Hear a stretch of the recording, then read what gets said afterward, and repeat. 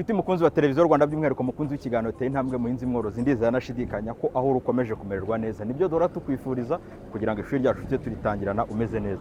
Kuri uyu munsi turi mu karere ka Rubavu ni ku ruganda rwa Pfunda Tea Company Limited. Tujye kuganira uburyo icyayi gitunganywa. Ese icyayi iyo cyavuye mu murima gitunganywa gute, cyakirwa gute? Ese uruganda rufite ubushobozi bwo gutunganya icyayi kingana gute? Ibyo byose n'ibindi bibaza turajya gusoza ikiganiro wamaze kubisobanukirwa. Kuri uyu munsi nicyo turi buganireho, ikiganiro teye intambwe muhinzi mworozi womaze kubimenyera. Icyo usabwa kiba ari kimwe gusa, ni ukubana natwe kugira ngo tudacikwa n'isomo ryacu ryo kuri uyu munsi. Tuguhaye ikaze mu kiganiro cyacu cyo kuri uyu munsi, ikiganiro teye intambwe muhinzi mworozi. Gendi Eric Kajeje wino tubana.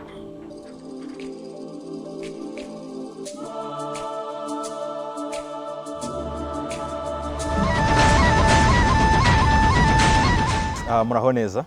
Yego muraho. Yego.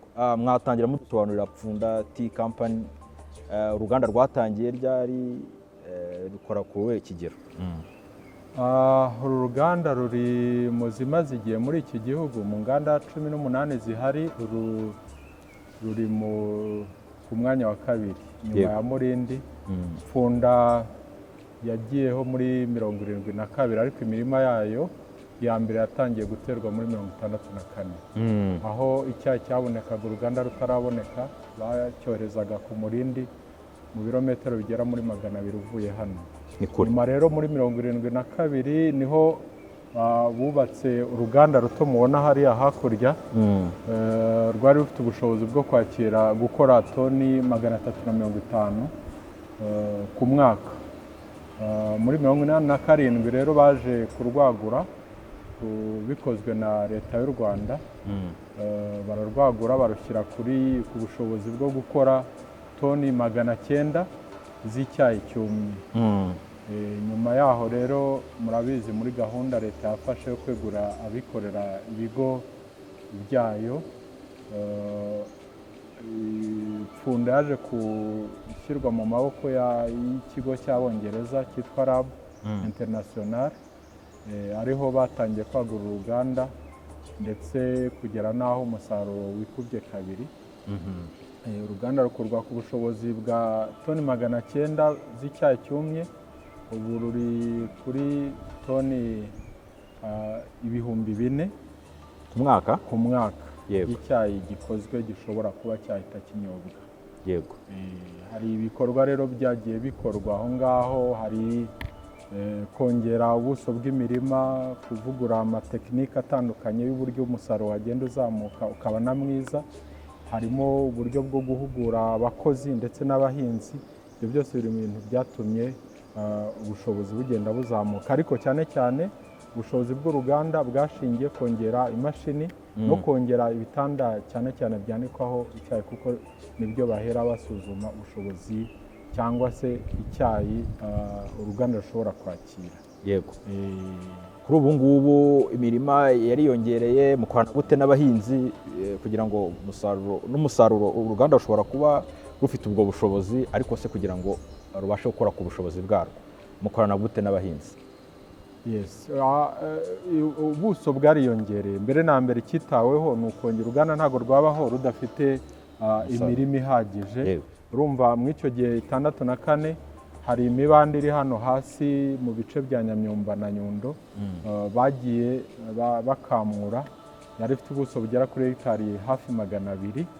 Uko imyaka yagiye iza bagiye bongera ubuso no mu misozi. Nyuma uvuye kuri hegitari 200, uruganda rugurishwa rwari rufite hegitari zigere kuri 734. Ubu ngubu rufite hegitari zigeze ku 1,600. Aha turabaramo hegitari zigera kuri hafi 400 z'icyayi cy'uruganda, hanyuma na hegitari zigera ku 1,200 zirengaho gatoya z'icyayi cy'abaturage. Yego. Ubwo murumva ko bigera ku 1,600. Ibyo byose biri mu bintu byatumye umusaruro ugira gute uzamuka, wiyongera. Cyane cyane ko uruganda n'ubundi rwari rumaze kwagurwa, barwaguye mu byiciro bitatu. Banje kongera ibitanda, nyuma hatangira kwagura imashini zo hasi zisya buhoro buhoro kugera ubwo rushyizwe kubwo bushobozi bwo gukora toni 4,000 ku mwaka.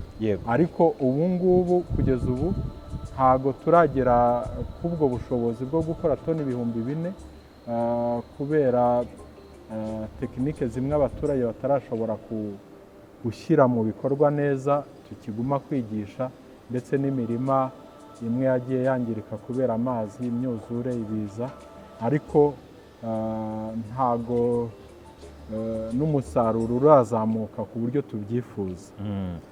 Rero mwari muvuze ku mikoranire y'abahinzi, turabishima cyane kubera yuko funda mbere y'uko igurishwa umusaruro twashobora kubona yegurirwa abikorera, yegura abikorera, twashobora kubona toni 200, 1,100, ariko ubu ngubu turagera mu 2,600. niba numvise neza ni ukuvuga ngo umusaruro wose w'icyayi uboneka uruganda rufite ubushobozi bwo kuwakira, ntabwo umuhinzi afite ikibazo cy'isoko. Kugeza ubu ngubu umusaruro w'abahinzi wose turawakira neza cyane kandi ugakorwa neza nta kibazo, ahubwo tugasigara dukeneye n'uwundi. Murakoze cyane, reka tubashimire. Murakoze namwe. Mukunzi wa televiziyo Rwanda, by'umwihariko mukunzi w'ikiganiro Tera Intambwe Muhinzi Mworozi, tukiri kubana nyuma yo kuganira n'umuyobozi mu ruganda ushinzwe umusaruro, ni Nyirurugo Kome de Gaulle. Yamaze kudusobanurira neza ko uruganda rumeze, amateka yarwo yibanze kugira ngo tugire ishusho, ariko kandi yanadusobanuriye ku kijyanye n'ubushobozi bw'uruganda. Ubushobozi bw'uruganda yabudusobanuriye uko umusaruro bashobora kwakira, ndetse n'umusaruro kuri ubu ngubu bakira iyo bamaze kuva ku bahinzi. Rero tuvuye ku bahinzi, umusaruro bageze igihe cyo kuwakira, noneho tugiye gusobanukirwa neza uburyo utunganywa. Niyo mpamvu tugiye kwinjira mu ruganda dusobanurirwe neza. Tugiye gusobanurirwa na Fabien, nawe aradufasha neza mu kudusobanurira uko umusaruro utunganywa. Umusaruro wabonetse mu murima, ese iyo ugeze ku ruganda utunganywa gute? Icyo usabwa we ni kimwe gusa, ni ugukomeza ukabana natwe kugira ngo twigire hamwe uko umusaruro w'icyayi utunganywa. Dukomeze tubane. Ntezimana, muri Pfunda Tea Company mumeze muti? Amahoro. Yego. Ni amahoro. Icyayi kiri kuboneka? Icyayi kiri kuboneka kuko mu gihe cy'imvura n'akazuba gakeya umusaruro uriyongera, dufite umusaruro uhagije. Iyo waganiriye n'umuntu mukaryoherwa, ari ukuntu agupfumbatiza akantu ngo ugenda umwe ka cyayi, waho kumupfumbatiza akantu umuha agapaki k'icyayi cyane. Yego. Tugiye kuganira ku mikorere y'uruganda rwa Pfunda Tea Company. Ubundi iyo umusaruro ugeze hano muwakira mute, bigenda biti? Nibyo, akazi gatangira mu gitondo saa 12, abasoromyi b'icyayi baba bageze mu mirima bagasarura. Iyo bamaze kubona icyayi gihagije mu mirima bamaze gusoroma, twohereza amakamyoneti akagenda akagipakira akakizana mu ruganda. Iyo kigeze mu ruganda rero turacyakira, tugapima ibiro, tugakora analize y'amababi kureba ubwiza bwacyo. Iyo ibyo birangiye tumaze kumenya n'ibiro twakiriye, dutangira kucyinjiza mu ruganda, kucyumutsa. Icyo duheraho kucyumutsa mvuga ni uburyo bwo kugabanyamo amazi, nibura tugabanya 30% y'amazi cyinjiranye mu ruganda, kigasigarana 68, 70%. Iyo kimaze kumuka, ibyo bishobora gufata amasaha nibura 8. Iyo birangiye ubwo urumva biba bigeze mu gitondo. Abakozi bakorera mu ruganda baba bagezemo saa 11 zo mu gitondo, tugatangira akazi. Nkuko niyo ngoma. Yego. Saa 11 zo mu gitondo rero twatse imashini, tugacyayi cyaraye cyumutswa, tukagishyira mu mashini. Step ya mbere kumutsa icyayi bikorwa nimugoroba. Yego, bikorwa mu ijoro ryose. Ijoro ryose hari abararamo bacyumutsa, bakurikirana izo mashini zicyumutsa. Yego. Mu gitondo rero saa 11 dutangira tugishyira mu mashini, tugatangira tugisekura. Nyuma yo kugisekura, isekura ntabwo ari gakondo, ntabwo ari gakondo, ni imashini, imashini zigikata ku buryo mu saha zishobora gukata tone 5 ku saha. Urumva ko ni imashini nta muntu wabikora. Iyo tumaze kugisekura, kimaze guhinduka nk'isombe ku bayizi, nibwo dutangira noneho fermentation, ko tuba tugiye gukora black tea kugira ngo ryabara ry'icyatsi riri green, ryabara ry'icyatsi turihindura umukara. Fermentation yacu ni oxidation, ngo ni oxygene y'umuyaga na time n'umwanya bifata muri fermentation, bikaza guhuguta, bigahindura ibara no bigatangira gushaka kuba umukara. noneho ubwo biba birangiye nyuma y'amasaha 2 tukabyinjiza muri doraya tukajya kumutsa. hano nabonye gihindura isura, ntabwo ari ukuvuga ko ari ukucyumisha. Oya, ntabwo ari ukucyumisha, gihindura isura, ni uguhindura isura gusa n'impumuro ikazamuka. impumuro izamuka, nta kindi mwongeyemo? Ntacyo. Bikoresha iki kugira ngo? Ni ukubera ya oxygene yavuye mu muyaga na wa mwanya w'amasaha 2 cyamazemo ubuhumbikiro. Hano ni mu ruganda, umwuka ushobora kutageramo mwinshi, bigenda bite? Imashini zinjiza mu ruganda umwuka zo ziba zesitaye hanze. Ni amafani akurura ya oxygene wa muyaga wo hanze, kubera ko nawo urimo oxygene ukawinjiza mu ruganda. Yego. Ubwo fermentation niba mbyumvishe neza, nuko guhindura isura, ibara, no kugira ngo cyongere impumuro. Cyongere impumuro. Yego. Hanyuma iyo bivuye aho ngaho? Iyo bivuye aho rero biracyafitemo amazi, turabyohereza muri dryer kujya kubyumisha muri séchoir kugira ngo byume, noneho ya mazi yose avemo. Iriya dryer iradufasha gukaranga icyayi, idufashe no kuba ahantu inzira zose cyanyuzemo, we never know, hari igihe ishobora kuba cyahuye n'amamikorobe, tugikaranga kuri temperature yo hejuru cyane, ku bushyuhe bwo hejuru cyane, kuri temperature y'140 degrees Celsius. Hariya twizera ko icyayi gikaranze neza, kandi tukizera ko ibintu byose bishobora kuba byagira ingaruka ku muntu byose byavuye. Kugikaranga kuri degre 140 ni ubushyuhe bwinshi. Ni ubushyuhe bwinshi. Ntabwo bishobora kwangiza, navuga vitamine cyangwa za ntungamubiri zirimo? Mu miterere y'icyayi n'ubundi ni uvuga ngo iyo niyo temperature ihagije. Kinjira ku 140, hagati kimara kwinjira hagati muri ya dryer tukagira 120 kigasohokera ku 100. Ni uburyo bwiza kiba gikaranze neza, twizera ko gihiye kandi ko nta mikorobe zindi zirimo. Hari icyayi kirasohoka gikaranze kandi cyabaye umukara. Yego. Hanyuma kuri icyo cyo kuvuga ngo cyabaye umukara, cyakaranzwe, kuri ya mpumuro. Yego. Cyagaruka kuri ya degre, bwa bushyuhe mwagikaranzeho ni bwinshi. Ntabwo ya mpumuro mwashakaga cyagiye mukora fermentation ishobora gutakarira aho ngaho? Dryer nayo idufasha kuyongera ahubwo. Yego, iriyongera uko abonye dryer irafunze, ni nayo mpamvu ibifunze elliptically ku buryo nta kintu kinjiramo cyangwa gisohokemo. Uko ikaranga bwa bushyuhe burimo na ya mpumuro naki byose birivanga bikaza gusohokera rimwe, ahubwo impumuro iba yiyongereye cyane. Yego. Impumuro iriyongera, gukaranga, iyo twubishe gukaranga twebwe twumva ko hari amavuta, gukaranga ikintu hari ikintu wongeramo impumuro kugira ngo ize, wenda hari ikintu mushobora kuba mwongeyemo. Hahandi yo mukaranga mukoresha iki?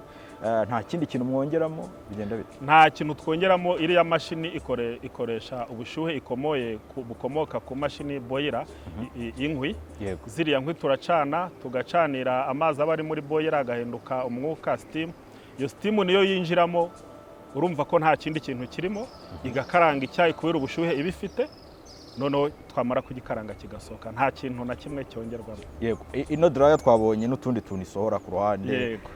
Niba nabyo mubikoresha, byo ni ikibiri? Nibyo. Iyi dryer nk'uko mwayibonye ifite ukuntu yubatse, icyayi kiza gutambuka, ariko utuntu twaba turimo nk'udu fibers, utundi tuntu foreign matters zaba zinjiyemo, so byose ifite ukuntu yubatse, imashini iri hejuru ibikurura ibyo tudakeneye nakwita nk'imyanda, ikabivanamo ikabisohora hanze. Kuko mwabibonye uruhande rwa dryer rero, ni ukuvuga ko byose nyuma yo gutunganya umusaruro turabihuza, iriya myanda yose yavuyemo tukayegeranya, inaradufasha cyane kuko mwabibonye tumaze kubyegeranya tubikoresha nk'ifumbire, bikadufasha kongera umusaruro. Yego.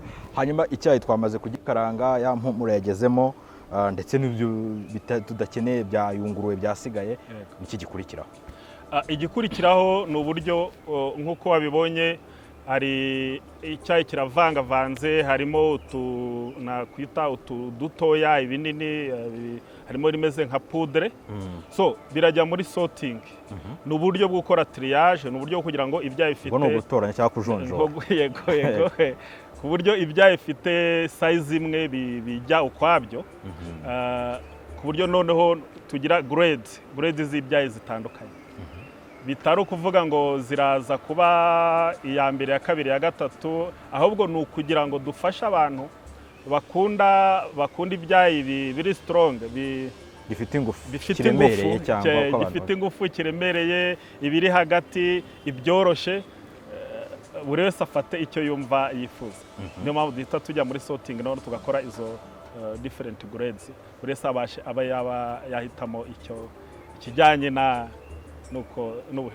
ashaka. Yego, grades nabonye zitandukanye.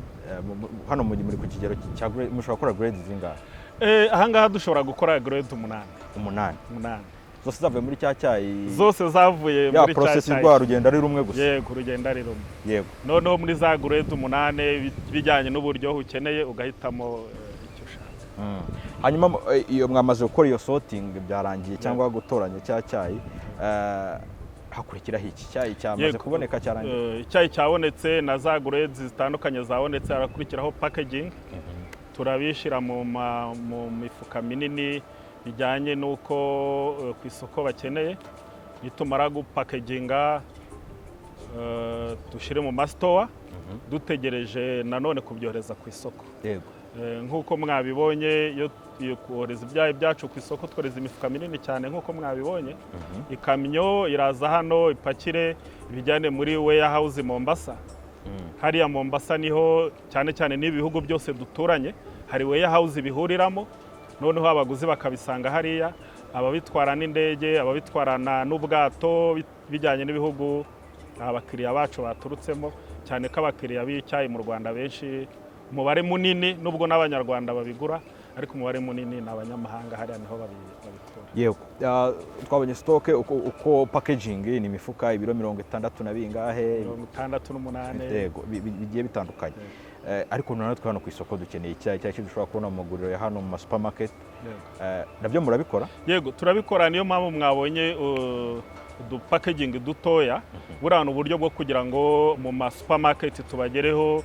Ese dufite na t-shop hano, abo duturanye buryo buri roko batugereho bagure uko urumva nk'umuturage ntiyagura umufuko ungana kuriya w'ibiro 60, ariko dufite amagarama 100, aho umuturage ashobora kugura ako ga small package gatoya ku mafaranga makeya, akabasha kunywa icyayi bimworoheye. Yego, hari abantu badashobora kuba badukurikiye bumva icyayi, tukabyumva gutyo bitambuka icyayi cy'u Rwanda, ariko tutabyumva neza. Icyayi cy'u Rwanda ubundi ni ya majyani tunywa? Icyayi cy'u Rwanda no mu rugo ashobora kukigura nkayikoresha mu gasafuriya, cyangwa nzarindira kujya muri hoteli njye kwaka gatase gato k'icyayi? Ni ibyo nakubwiraga, niyo mpamvu dukora turiya package dutoya. Icyayi cy'u Rwanda hano ku isoko kirahari cyane, buri wese ugikeneye yagura kariya gatoya, akajya mu rugo agategura mu safuriya, agategura, agafata amazi akayacanira, yamara gusha agafata bijyanye n'abantu agiye gusavinga, agafata amatasi akashyira ku kayunguruzo, akayungurura amajyani neza, agasavinga abantu, abikeneye agashyiramo amata, abikeneye agashyiramo isukari, atabikeneye agapfa kunywa, kuko nabyo nacyo kiba kiryoshye cyane. Ukomeje kuri icyo kintu cyo kunywa icyayi, umuntu ashobora guteka amazi mu rugo, ariko numvishe ngo icyayi tugishyiramo nyuma, kandi hari bamwe tumenyereye ko icyayi tubanza kugicanira na ya mazi. Nibyo, nk'uko mwabibonye icyayi tuba twagikaranze, nk'uko nababwiye, ku bushyuhe bw'140 degrees Celsius, ni temperature iri hejuru cyane. Hariya twe tuba twizeye ko cyahiye, ari amajyana aba yahiye. Niyo mpamvu wowe mu rugo ushaka kugitegura, n'abafite ahandi hantu bashobora gusavinga abantu, abacuruzi se, byaba byiza amazi ahiye ku rugero ruhagije. Ubwo amazi yamaze gusha, ushobora gufata amajyani ugahita ushyiramo, ugahita uvanaho ntuyacanire, ukayungurura ugasavinga. Kuko amajyani yaba yahiye, icyo ubutegereje ni uko amazi aba yahiye. Amazi iyo yahiye rero amajyani yose ngombwa ngo uyacanire. Yego, dufite icyayi cyiza ariko gike. Niyo mpamvu kongera ubuso byagombye gukomeza kubaho, kuko isoko riracyakeneye icyayi cyinshi cyane kirenze icyo dukora. Aho ngaho usoreje ndumva ari amahirwe menshi ku bahinzi ndetse n'abifuza gushora imari. Ni amahirwe menshi ku bahinzi n'abifuza gushora muri iyi industry y'ibyayi. Isoko rirafunguye, rirafunguye, kandi abaturage bacu ibyo tubasaba kenshi, nk'uko nabwiye na EB bidufasha, twizeye ko n'ubundi tuzakomeza gukorana neza batuzanira icyayi cyiza. Yego. Mukurikije ku kijyanye n'umusaruro mwagiye mwakira kuva uruganda rwatangira kugeza ubu ngubu bihagaze bite? Uriyongera, ntabwo wiyongera, bihagaze bite? Nk'uko nabibabwira, uruganda rwatangiye muri 72 nibwo rwabonye imisaruro ya mbere. Kugeza uyu munsi imisaruro yariyongereye, twatangiye twakira ibihumbi 2,500 ibiro, 2,500 mu mwaka cyane? Ibiro ku mwaka, 2,500 ku mwaka, ibiro 2,500, ni tone 2 n'igice. Ubu tugeze ku biro miliyoni 10 zirenga ku mwaka. Urumva ko byarikubye cyane. Icyo navuga, umusaruro wariyongereye kuko ubuso bwariyongereye, ariko n'ubwiza bwariyongereye kuko batangiye bahinga batabyumva, ariko kubera ya mahugurwa nagiye mvuga, abantu bagiye babona nikivamo, ariko yego nikivamo nacyo cyatumye bongera ubuso n'ubwiza. Uyu munsi ndumva turi mu nzira nziza, ntituragera aho tujya, ariko turi mu nzira nziza. Ku muco w'Abanyarwanda kunywa cya cyayi cyacu, dushobora baravuga ngo twambaye ikirezi tuzi ko kera, wenda ubona baramaze kumenya ko kera ikirezi twambaye, cyangwa ntabwo ubwitabire bwo kunywa icyayi bwari bwagera? Ntiburagerwaho kuko Abanyarwanda uyu munsi, urumva icyayi nubwo kimaze imyaka irengaho 50 ho gake mu Rwanda, ariko hari ibihingwa byabanjirije ibyo. Abanyarwanda bamenyeye amata, bamenyeye kunywa ibigage, urwagwa, kandi ni ibintu biboneka ku buryo navuga buboroheye. Ariko uko iminsi igenda yegera imbere, baragenda babimenyera buhoro buhoro. Tuzi ko nabo igihe kizagera bakabikunda, bajye banahinduranya ariko banavangemo. Kandi nabwo ntitwabigisha kunywa icyayi gusa, n'ibyo binyobwa bindi nabyo ngombwa ko babifata. Ariko nuko bagenda bitabira nabyo bigenda bizamuka. Yego, n'ubwitabire buragenda buzamuka. Urakoze cyane Fabien, katugushimire. Urakoze cyane. Murakoze kudusura. Yego, namwe mwakoze kutwakira. Nshuti mukunzi wa televiziyo Rwanda, by'umwihariko mukunzi w'ikiganiro Tera Intambwe mu Buhinzi Mworozi twatangiranye kuri uyu munsi, ndizera nashidikanya ko ikiganiro cy'uyu munsi cyari ingirakamaro. Twasobanukiwe neza uko icyayi cy'u Rwanda gitunganywa. Icyayi kiza ku isoko mpuzamahanga ni icyayi twagakwiye kwirata. Twabonye uko gitunganywa, twabisobanuriwe neza, twasobanukiwe neza uko uruganda rukora ndetse n'akamaro rufitiye ku bahinzi. Ariko kandi twanasobanukiwe neza ko hakirimo amahirwe ku bahinzi cyangwa se abifuza gushora imari mu gutunganya icyayi, kuko kuri ubu ngubu ibyo dusabwa n'ibyo tujyana ku isoko haracyarimo ikinyuranyo cyinshi, bivuze ko ibyo dusabwa tutari twabasha guhaza isoko. Nahawe rero kugira ngo dushyire mu ngiro amasomo twigiye hamwe, kongera ubwiza bw'icyayi ndetse no kubyaza amahirwe igihugu cyacu kigenda kiduha. Ikiganiro cy'umunsi naho tugisoreje, mwihanganire urusaku byumvikane, imashini ziri mu ruganda akazi karakomeje. Komeza kunogerwa na gahunda za televiziyo yawe, televiziyo Rwanda. Twari mu ruganda rwa Pfunda Tea Company Limited, ni mu karere ka Rubavu, aho twasobanukiwe neza uko uruganda rukora. Ikiganiro Tera Intambwe mu Buhinzi Mworozi nakagaruka. Komeza kunogerwa na gahunda za televiziyo yawe, televiziyo Rwanda.